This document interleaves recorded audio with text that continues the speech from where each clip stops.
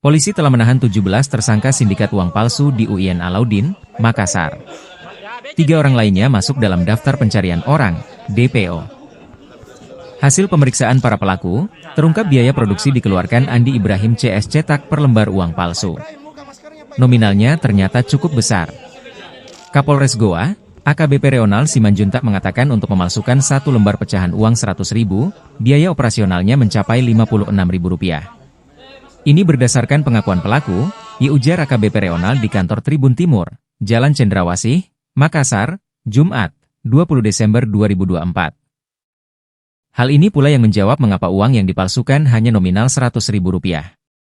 Pecahan lebih kecil dianggap tidak menguntungkan karena modalnya tidak sebanding dengan hasil yang didapatkan.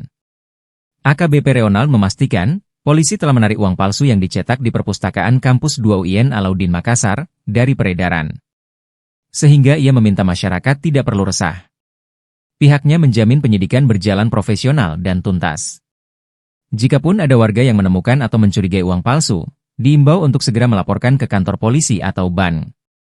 Selain ongkos produksi, terungkap pula motif para pelaku membuat dan mengedarkan uang palsu.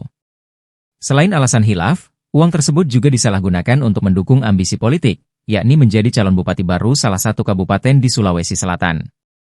Untungnya niat Andi Ibrahim salah satu tersangka maju pilkada tak terrealisasi.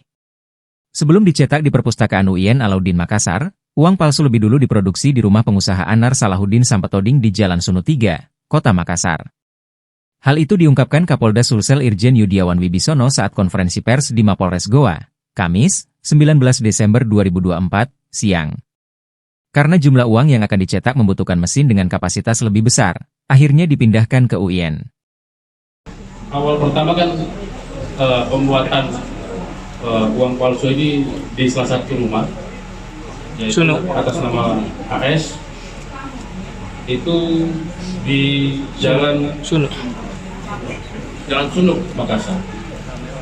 Karena sudah mulai membutuhkan jumlah yang lebih besar, maka mereka memesan alat yang lebih besar. Tadinya menggunakan alat yang lebih kecil, ada alat yang lebih besar, sudah kita sita. Mereka memesan alat yang lebih besar, yaitu alat cetak offset yang lebih besar yang tadi yang disampaikan oleh Bapak Kapolda, senilai 600 juta mereka beli di Surabaya, namun alat itu dipesan dari Cina. Alat dari Cina. Nah, alat itu dimasukkan oleh salah satu tersangka, yaitu Indra Inisial AI, itu ke dalam salah satu kampus di Goa, yaitu menggunakan salah satu gedung yaitu perpustakaan, tanpa sepengetahuan pihak kampus di malam hari. Dan itu coba kami rekonstruksikan kemarin, dengan 25 personil Polri mengangkat alat itu tidak mampu, jadi menggunakan forklift. Alat itu masuk dalam forklift, setelah itu didorong karena ada rodanya, yang tadi rodanya 6, sekarang tinggal 4 karena saking beratnya tidak mampu menahan beban beratnya mesin tersebut. Jadi itulah ceritanya di awal bulan September 2024, TKP 2 mulai dilaksanakan tindak pidana tersebut. Paham ya? Pak, untuk anggarannya sendiri Pak, dia pakai anggaran Kementerian Agama Pak atau anggaran pribadi? Tidak, ini jadi murni ini ada pendananya secara pribadi. Ya, murni, saya tegaskan sekali lagi, murni pendananya secara pribadi dan sedang dalam pengembangan kami. Ya, karena rekan-rekan selalu mendesak kami untuk buka, akhirnya kita buka daripada blunder. Ya, tapi masih ada tersangka yang nantinya akan kita tersangkakan kalau memang alat bukti sudah cukup.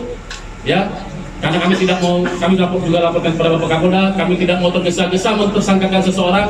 Kami juga harus mengantongi minimal 2 alat bukti dan itu harus kuat, sehingga yang bersangkutan sudah tidak bisa mengelak lagi, ya tidak bisa lagi menghambat penyidikan, baru kami tersangkakan.